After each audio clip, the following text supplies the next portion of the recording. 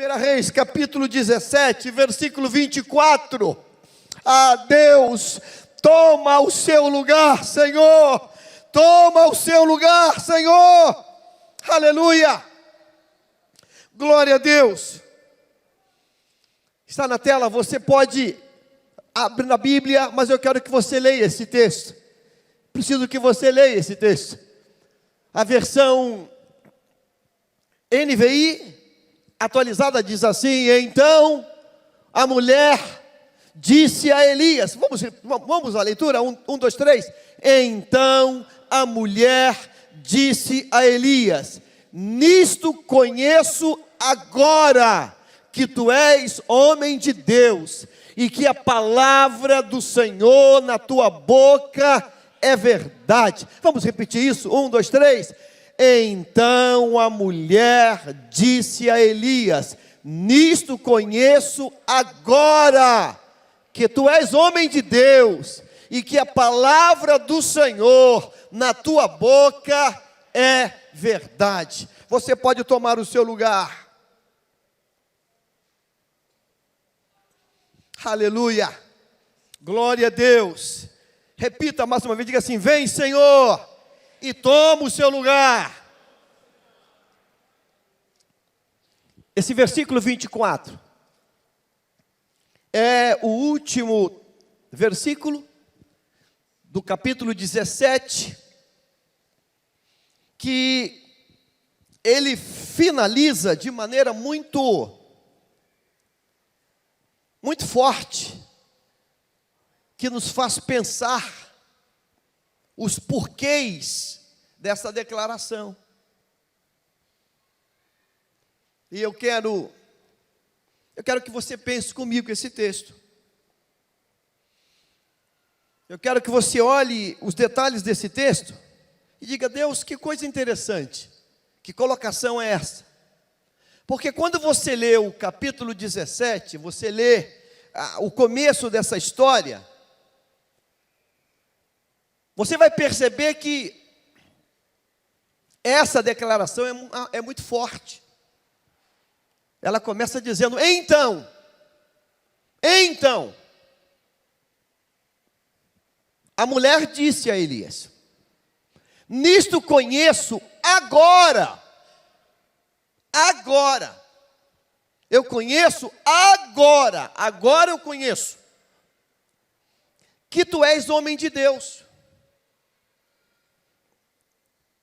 Eu gostei desse advérbio agora, porque o advérbio agora, ele estabelece uma divisão entre antes e depois.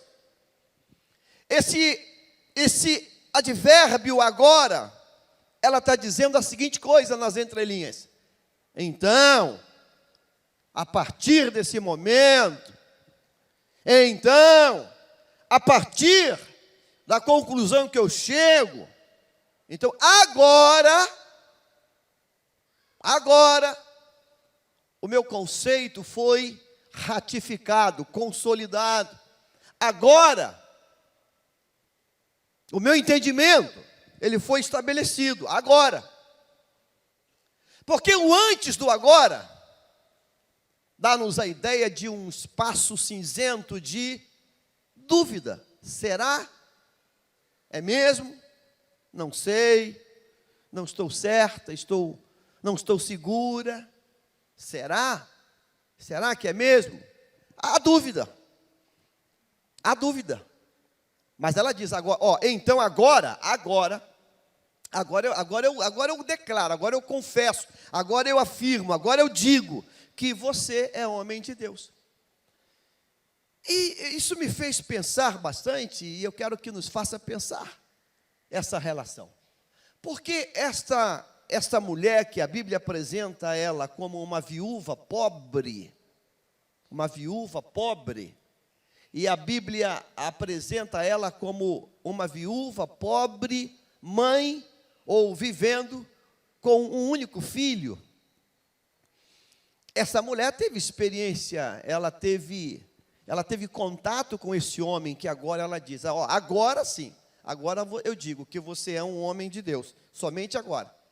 Então a gente entende isso, quando a gente acompanha essa narrativa, lá no versículo 8 em diante, capítulo 17, versículo 8, diz: então veio a palavra do Senhor, dizendo: dispõe-te e vai a Sarepta, que pertence a Sidom. Dá-nos para nós o ponto geográfico. Essa mulher mora em Sarepta.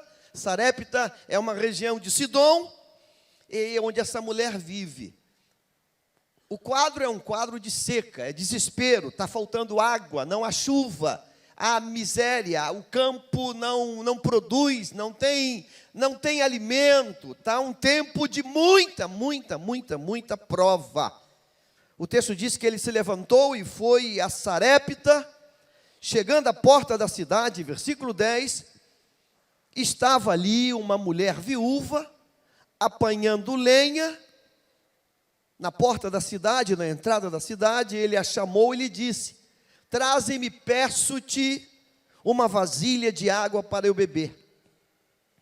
Essa viúva, essa mulher, quando se depara com essa ordem, o texto diz que ela prontamente atende.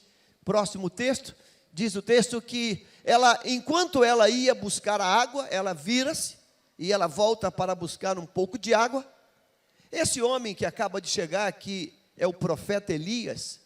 Ele gritou porque ela já está distante, né? Ela já se afastou. Ele gritou para ela: ei, por favor, traga também um pedaço de pão, comida, me traga alimento, eu estou com fome, sede e fome. Ela prontamente atendeu buscar água, mas quando ele manda ela buscar pão, trazer pão também, aí ela já contrapõe.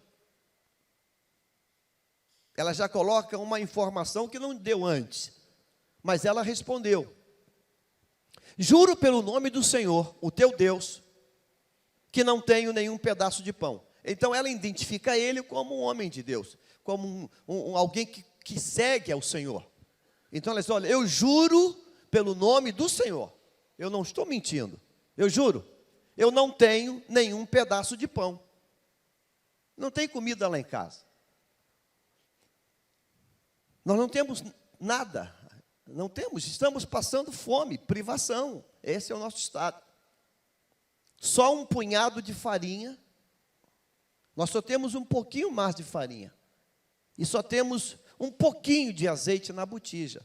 Ou seja, nós temos um punhadinho de farinha, um pouquinho de azeite, e ela diz qual é o plano dela.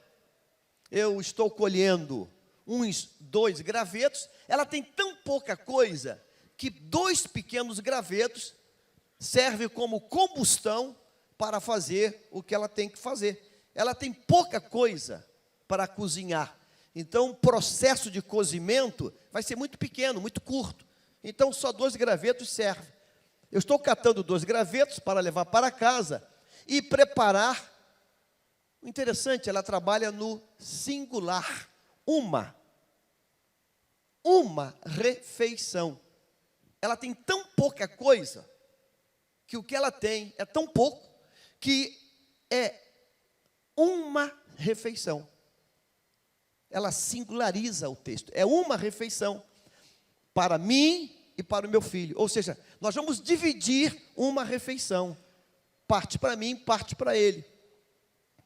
Aí ela faz um final que é muito forte, para que a comamos e depois morramos. A resposta dela está dizendo que, literalmente e conclusivamente, aquela é a última porção e não há nenhum fio de esperança, não há nenhuma possibilidade, na perspectiva dela, de voltar a ter comida naquela casa.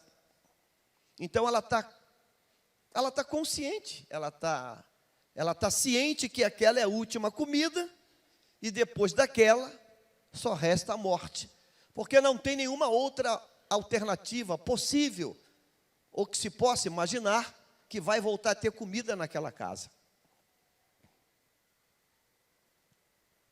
Elias, porém, lhe disse: não tenha medo, vá para casa, faça o que você disse. Esse pouquinho de farinha, esse pouquinho de azeite, faz. Mas primeiro, faça um pequeno bolo para mim. Como você tem feito, traga para mim. E depois faça algo para você e teu filho. O que ela tinha era para dividir para 2. E muito mal dividir para 2. O profeta ordena, ministra uma palavra, que ele quer que aquela mesma quantidade que dividia para 2, seja dividida para 3. Ele quer que aquela porção pequena seja cortada para 3. Então, ainda diz mais. Primeiro tu faz para mim. Primeiro tu faz para mim, traga para mim, e depois faça para você e para o teu filho. Então o profeta propõe algo muito forte, muito estranho. Ele pede que aquela porção seja dividida para 3, e como se fosse pouco, ele declara como aquilo tem que ser feito. Ele não diz que ela deve fazer o bolo e depois cortar em 3 partes, não. Primeiro, separa um pouco de farinha, um pouco de azeite, faz um para ele, traz para ele, depois do cozimento. Tem um processo de espera, de cozimento, de assar. Você prepara, termina, conclui, tira do fogo, traz para mim, me entrega, volta para casa e começa novamente o processo. O profeta está dizendo que o graveto vai render. O profeta está dizendo, inclusive, que o graveto ele vai render a capacidade de combustão dele, né? Porque primeiro, para mim, eu como, depois tu volta e você faz alguma coisa para você e teu filho. Próximo texto. Pois assim diz o Senhor. Aí ele declara uma palavra profética. A farinha da vasilha não vai acabar, o azeite não vai secar, até o dia que o Senhor fizer chover sobre a terra. Vão ser um período de anos, 3 anos de chuva. Mais de 3 anos de chuva. Próximo texto. Ela foi e fez conforme Elias dissera. Essa mulher é muito forte. Essa mulher, ela tem uma estabilidade emocional, ela é muito convicta nas coisas de Deus. Ela foi e fez como ele disse, como ele dissera. E aconteceu que a comida durou muito tempo para Elias e para a mulher e sua família. Pois a farinha da vasilha não se acabou, o azeite na botija não se secou, conforme a palavra do Senhor proferida por Elias. É a partir daí que, pelo Espírito de Deus, eu preciso que Deus me faça capaz de traduzir esse texto para você e para mim. Você lembra do versículo 24? Vamos pular para o 24 novamente, depois a gente volta para o 17. Então, a mulher disse a Elias, grife por favor isso, nisto conheço agora. Nisto conheço agora. Nisto conheço agora. Ao ler o versículo 24, a primeira impressão que temos é que tudo aquilo que aconteceu antes, parece que ela deletou, parece que ela deu um del, ela lançou numa lixeira qualquer. Você lembra o que aconteceu antes? Eu acabei de narrar, acabamos de ouvir. Ela é viúva, ela é pobre, ela vive num tempo de seca, não há comida, não há nada mais, e ela está, em determinado dia, catando 2 gravetos lá na entrada da cidade para fazer a última refeição. Essa é a cena. ela está lá fora, catando 2 gravetos, para preparar a última refeição. Ela declara que a última refeição a ser feita vai alimentar ou vai tapear a fome de 2 pessoas, ela e o filho. E ela declara que ela está em paz dentro do coração, porque aquela é a última alimentação. E ela fala, olha, a partir dessa comida, eu não vou mais buscar graveto, porque não há mais nada. A partir daí, nós vamos morrer. Eu e meu filho vamos morrer por fome, por inanição, por falta de comida. O profeta surge naquela cena, lá fora da cidade. Ela o identifica como um homem de Deus, pelos trajes, pelas características, sabe que ele é um homem de Deus. Ele pede água a ela para a missão de catar e vai buscar água. E quando ela vai buscar água, o profeta, ei, para, você também traz comida, faz um bolo para mim. E ela diz, eu não tenho nada, e conta a história toda para nós. Mas ela obedece, ela faz um bolo para o profeta, leva para o profeta come, o profeta declara uma palavra profética que diz, enquanto houver seca,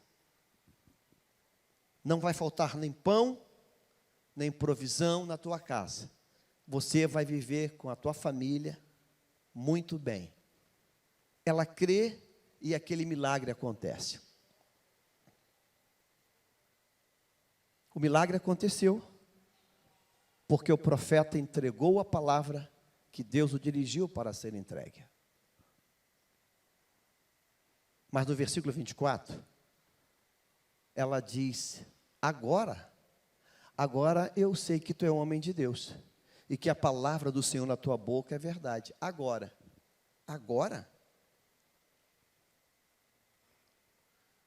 E antes não? E no azeite, na farinha? E na provisão que perdura? E no azeite que não termina? E na farinha que não cessa? Não é homem de Deus? Para você entender esse versículo 24, necessariamente temos que compreender o 17. Vamos para o 17. 17 e 17. 17, coloca o 17 e o 17. E vamos ver o que está escrito aqui. Algum tempo depois, observe isso. Algum tempo depois de quê? Do milagre do azeite e da farinha. Algum tempo depois da provisão que está fluindo na casa dela. Algum tempo depois do pão que é feito todo dia. Algum tempo depois, o filho da mulher, dona da casa, ficou doente. Foi piorando. E finalmente parou de respirar. A NVI diz parou de respirar, mas a atualizada diz que ele morreu. Algum tempo depois, o menino ficou doente, o menino piorou, agravou, e o menino morreu. Aquele menino, lá de trás, que ela um dia saiu para fazer a última comida para ele. Lá atrás, ele morreria por falta de comida. Agora, ele morreu vivendo o milagre da provisão todo dia. Quando esse menino morre, versículo 18, a mulher reclamou a Elias. O clima mudou. O humor da casa mudou. Quando o menino morre, a atmosfera harmônica, ela cessou. Porque a mulher reclamou a Elias. Ela não reclamou quando faltava comida. Ela não reclamou quando estava à beira da morte, por falta de comida. Ela não reclamou porque não havia chuva. Agora ela reclama com o profeta. E ela está agressiva, contundente. Ela começa assim: que foi que eu te fiz? que foi que eu te fiz, ó homem de Deus? Vieste para lembrar-me do meu pecado e matar meu filho? A mulher agora, ela coloca aquela morte, não na seca, nem na falta de comida. Ela coloca aquela morte na presença do profeta na casa dela. Você veio para matar meu filho? 19. Dê-me o seu filho. O profeta então disse, dê-me o seu filho. Ou seja, me dê o cadáver aí. Respondeu Elias. E ele o apanhou nos braços dela, levou-o para o quarto de cima, onde estava hospedado, o pôs na cama. Então clamou ao Senhor, ó Senhor, meu Deus, trouxeste também desgraça sobre esta viúva, com quem estou hospedado, fazendo morrer o seu filho. Então ele se deitou sobre o menino 3 vezes e clamou ao Senhor, ó Senhor, meu Deus, faze voltar a vida a este menino. O Senhor ouviu o clamor de Elias, e a vida voltou ao menino e ele viveu. Diga comigo assim, o Senhor ouviu o clamor de Elias. Diga, o Senhor ouviu o clamor de Elias. O garoto voltou a viver. Versículo 23. Então Elias levou o menino para baixo, entregou a mãe e disse, veja, seu filho está vivo. Maneira muito forte, né? De dar uma resposta, mas tudo bem. 24. Então a mulher disse a Elias, agora sei que tu é homem de Deus, e que a palavra de Deus na tua boca é o quê? É verdade. Agora, eu quero pensar nisso, nessa manhã contigo. Observe comigo, o conceito que aquela mulher tem de Elias em ser ou não homem de Deus, não foi a partir do que ele era capaz de fazer. O conceito daquela mulher para Elias, se ele era ou não era um homem de Deus, foi construído a partir do que ele não fez.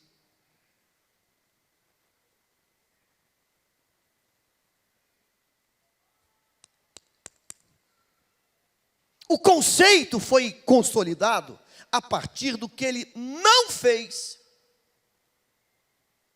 e não a partir do que ele tinha feito. Forte isso. Pergunta, o que ele não fez? O que Elias não fez? Se ele estava hospedado naquela casa, já dei a resposta. O que Elias não fez? Coloca no versículo 17 novamente. O que Elias não fez? Responda, interaja comigo. O que Elias não fez? Se ele estava hospedado naquela casa. O que ele não fez? Fala, pastor. Orar pela criança. O narrador diz assim, algum tempo depois, o filho da mulher, dona da casa, ficou doente. Diga assim, fase número 1. Diga, fase número 1. Ficou doente o menino. Aquela casa moravam 3 pessoas. A mãe, o filho e o profeta. Não tem como desconhecer que numa casa de 3, um está doente e passar desapercebido. O filho ficou doente. O filho adoeceu. Parou de rir, parou de brincar, parou de fazer bagunça, parou de agitar o ambiente. Diga comigo assim, e onde estava o profeta? I don't know. Eu não sei. Estava orando de joelho, estava no 3º céu, eu não sei. Eu só sei que o filho está doente. E onde está o profeta? Mas todo dia tem comida. Todo dia tem fogo aceso. Onde está o profeta? Diga, fase 2. o quadro agravou. Ora, qual é a mãe que fica tranquila com o filho doente? Você conhece alguma? Você conhece alguma mãe que fique tranquila com o filho doente? Não, não existe essa mãe, não nasceu ainda. Mãe, ela não fica tranquila. Então, quando o filho ficou doente, essa mãe passou a expressar a preocupação. Então, ela está lá fazendo bolo. Talvez o profeta fale assim: ô varoa, já prontou de comer? Ô varoa, já acendeu o fogo? Ela ia dizer: não acendi porque eu passei a noite toda acordada com ele, lutando com ele. Então eu só vim pegar no sono de manhã cedo, por isso não acendi ainda. Eu tenho que pegar graveto. Olha, foi a noite toda ele com febre. O texto diz que o quadro piorou, agravou. E quando agravou, ele gasta mais tempo usando o favor da mãe. A mãe se preocupa mais, a mãe investe mais com ele, a mãe está mais com ele. A mãe dá mais atenção a ele. E com toda certeza, o assamento do bolo atrasou. O preparo da comida atrasou. Quem é mãe sabe disso. Quando tem um filho em casa doente ou alguém doente, tudo fica para depois.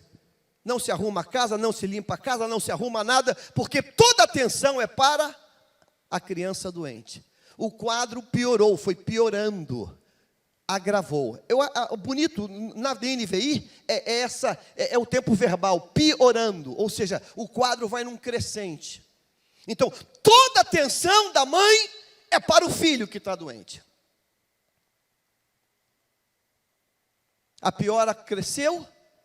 E diz o texto assim: finalmente parou de respirar, finalmente o menino morreu. Isso cabe uma pergunta para mim: quanto tempo levou entre o surgimento da doença e a morte? Quanto tempo levou? Um bom tempo, talvez. Mais uma vez, repito, diga assim: onde está o profeta?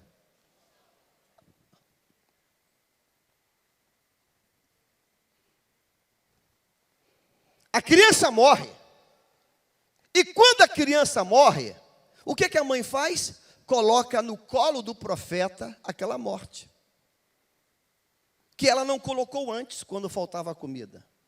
Aí ela já parte já com os 2 pés nos peitos do profeta. Versículo 18, coloque na tela. Então a mulher reclamou a Elias: que foi que eu te fiz? Que foi que eu te fiz? Visita ruim que chegou na minha vida. Você veio lembrar o meu pecado e matar meu filho? Ou seja, ela pega aquela morte e diz assim: olha aqui, essa morte tem um culpado, e o nome dele chama-se Elias, você é o profeta. Quando o profeta recebe essa colocação que ele é o culpado, aí ele começa a entrar em cena. Ele pega o cadáver morto, bota no colo, leva para o quarto dele, ministra, deita em cima, declara, ora, e jejua, clama o sangue. Ele entra em batalha espiritual. E diz o texto assim: o Senhor ouviu a voz do profeta Elias e devolveu a vida novamente. Você sabe quando foi que essa mulher, ela realmente se convenceu que ele era homem de Deus? Quando Deus usa o profeta Elias para que a morte seja repreendida e a vida volte. Ela disse: agora eu sei que você é homem de Deus.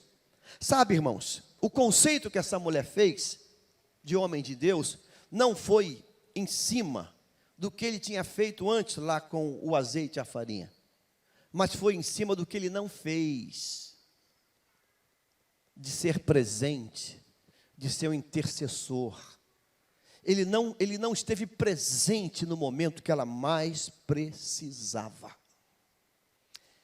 Nesta manhã eu quero pensar contigo, irmãos, que nessa Copa do Mundo nós estamos vendo muitos jogadores, até da seleção brasileira, apontar para o alto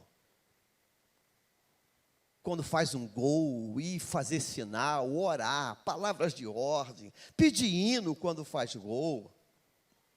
Está todo mundo assistindo isso?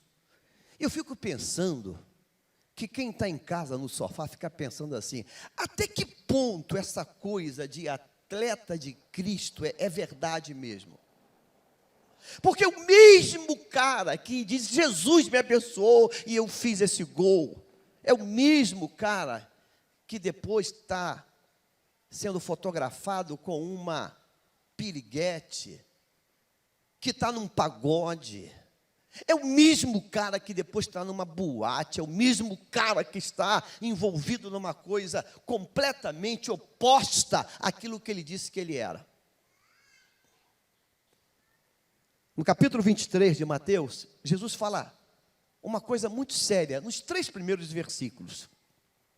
Então Jesus falou às multidões, a seus discípulos. Olha o que ele vai dizer. Na cadeira de Moisés se assentaram os escribas e os fariseus.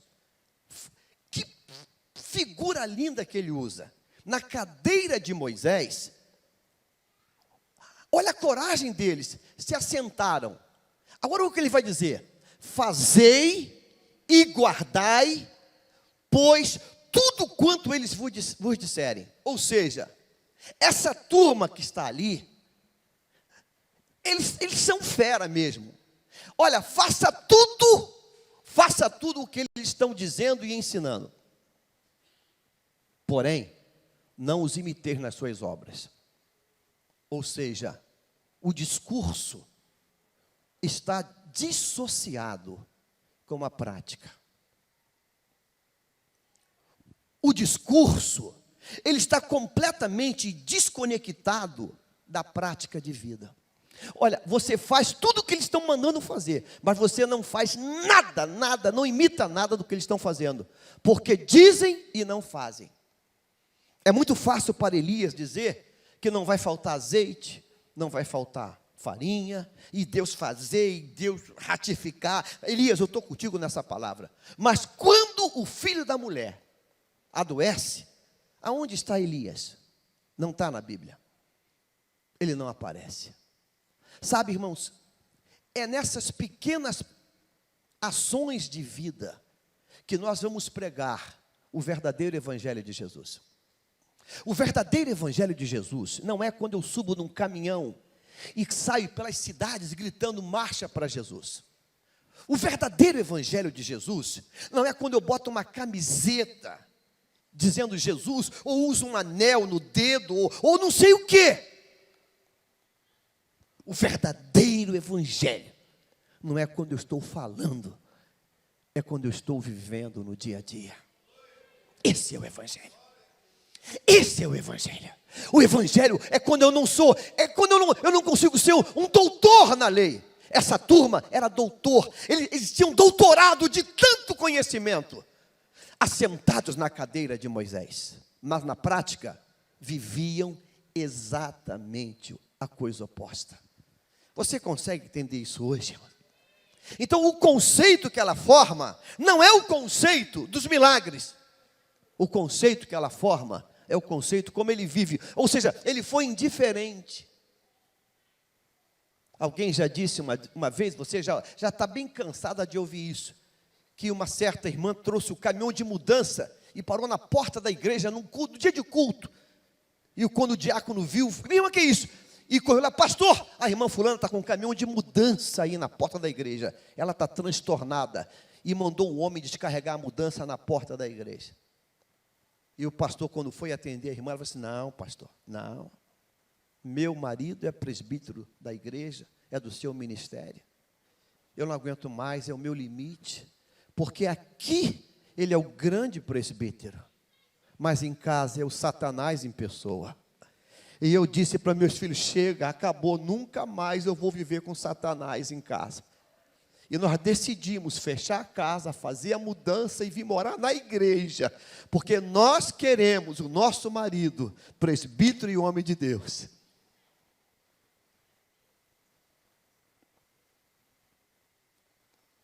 No terno, na gravata, ele é o grande presbítero, é o grande obreiro, é o grande pastor. Mas lá é outra pessoa diferente. Jesus disse, olha, o que eles dizem, você pode fazer. Agora, não imita o que eles estão fazendo. Não imita o que eles estão fazendo. Não faça isso. Há um desenho animado, não sei se você já assistiu, e agora com o neto a gente acaba tendo que assistir, é daquele cachorrinho, é o Pinup, deu um branco agora o nome do cachorro, e ele vai tentar ensinar umas aves que nasceram ali perto da casinha do cachorro a voar. Piné, deu um branco o nome dele agora. E o cachorro sobe então na casa de cachorro e diz para ela assim, olha só, faz isso, eu vou dar um pulo e vou bater, mas o cachorro não tem asa, então ele bate as orelhas, é aquele cachorro que tem aquela orelha, e ele faz assim, bum, bum, bum, bum, e cai, e as aves fazem assim, tom, e vê ele cair, ele volta e fala assim, pessoal, faz o seguinte, olha, vocês fazem o que eu estou mandando fazer, mas não faz o que eu estou imitando não, tá? Você só faz o que eu estou mandando fazer, ou seja, porque ele não sabe voar. Então, ó, vocês vão lá em cima, pula, eu bato a orelha, mas você não tem orelha, tu tem asa, então tu bate a asa, eu estou caindo, mas você não cai não, você vai continuar voando. Sabe, irmãos, eu penso que essa é a grande barreira da igreja de um Brasil que se diz cada vez mais cristão, cada vez mais evangélico. Um Brasil que se diz cada vez mais evangélico. Eu tenho muito medo dessas estatísticas, que já somos milhões e milhões e milhões e milhões. Eu tenho muito medo. Eu tenho muito medo nessa campanha política agora, quando muitos candidatos, intitulados de crentes e de irmãos e de pastores, vão estar aí nas campanhas políticas desse Brasil afora. Eu tenho muito medo. Melhor seria dizerem, eu não sou crente, eu não sou evangélico, apenas gosto de ler a Bíblia de vez em quando. Seria melhor, porque quando surgir uma coisa ruim qualquer, a sociedade não diga, não, ela não vai dizer mais que é isso. Sabe, irmãos, a gente quer conhecer alguém, coloca dentro da tua casa e coma com ele 1 quilo de sal. É muito bonito ver o profeta da rua falar, não vai faltar azeite nem farinha. Uau, tremendo. Mas quando bota dentro de casa, ela conhece um profeta que ela não conhecia antes. Ela conhece um profeta que é indiferente à dor de um filho doente em casa. Ela conhece um profeta que não está nem aí para um quadro que vai agravando. Ela conhece um profeta que o filho morre e ele completamente indiferente. Aí ela diz assim, foi esse profeta que foi a desgraça da minha casa. E bota na conta dele. E quando então ele resolve clamar a Deus, Deus traz vida para aquela criança. A pergunta é, ele não podia ter clamado na primeira febre que surgiu?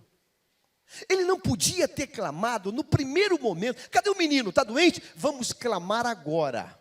Vamos interceder, vamos pedir a Deus agora o milagre. E eu creio que Deus iria fazer milagre. Amém. Diga assim, eu quero ser cristão, não de palavras. Eu quero ser cristão de estilo de vida. Eu quero ser cristão, irmãos, não de palavras. Eu quero ser cristão em todas as ações da minha vida. Nós tivemos aqui um pastor pregando americano que a filha trabalha num garçom, foi garçonete nos Estados Unidos. E ela disse, pai, o pior cliente que eu atendo são os crentes. Ele contou isso para nós. Pai, eu estou criando uma ojeriza por crente, pai. Não é nada contra o senhor, mas ojeriza. Há uma cultura americana, o culto americano forte é no domingo pela manhã, é a cultura do país, é todo mundo praticamente comer fora em restaurantes. E ela contou, pai, o garçom americano não ganha salário, ele ganha o tip, ele ganha a gorjeta. O meu restaurante é entupido de crentes, de pastores, de pessoas que chegam de terno, gravata, chapéu. Eles lotam o restaurante. Pai, eu me entrego, eu sirvo a todos eles, porque é norma do restaurante servir bem. E sabe o que eles fazem para mim? Oi, minha filha, você já tem Jesus? Deus te abençoe. Deus te abençoe. Deus te abençoe, minha filha. Deus te abençoe. Pai, eles passam o tempo todo me dando Deus te abençoe, dizendo que eu preciso de Jesus. E quando termina aquele domingo, nós vamos contar as gorjetas, são as piores gorjetas. Alguns me dão folhetos. Eu tenho tanta raiva que eu amasso e jogo no lixo. eles acham que isso só está nos abençoando. Agora, Pai, o contrassenso é que no sábado não vem os crentes, no sábado vem os beberrões, no sábado vem os incrédulos, os ímpios, e nós servimos também, e são as melhores gorjetas.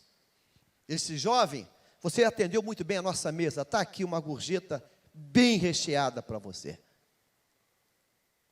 E esse pastor falou chorando, por que nós somos assim?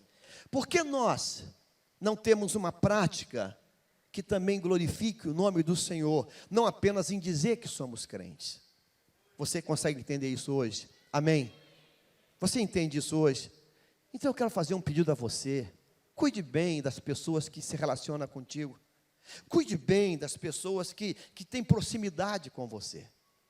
A Bíblia diz para nós, no final dos tempos, que vão dizer: Senhor, em teu nome eu expulsei demônios. É verdade. Em teu nome eu curei enfermos. É verdade. Em teu nome eu fiz. É verdade. Mas eu não conheço vocês. Eu não conheço vocês. Porque vocês tiveram uma retórica, um discurso, mas não tiveram uma prática de vida. Vocês foram indiferentes à dor do próximo. Sabe qual foi o grande erro de Elias? A indiferença à dor de alguém que precisa. Você entende isso hoje? Amém? Você tem ideia do peso, do impacto que Deus vai dar a você, se você cumprimentar um taxista, cumprimentar alguém que está lá no balcão, que está numa loja? Você tem ideia? Você tem ideia do que vai acontecer? Eu quero terminar contando para você o testemunho de uma garota do Mercado Guanabara. A filha enorme, quando eu passei por ela, eu sorri para ela, ela olhou para mim e levou um susto. Eu botei a mão na mão dela e disse assim: eu te abençoo. Ela olhou para mim e falou assim: por que o senhor está falando isso? Eu falei: por quê? Eu falei: porque você é uma pessoa linda, especial, e porque Deus tem algo grande na tua vida. Ela ameaçou chorar. Eu falei: por que você está chorando? Porque na minha caixa só passa cavalos estúpidos, só passa gente besta. Eu não aguento mais. Acham que eu estou aqui como alguém que está aqui para não sei o quê. Eu falei: eu peço perdão por quem destratou você hoje. E eu declaro sobre tua vida um dia muito feliz. Ela limpou uma lágrima que descia. Qual é o impacto disso?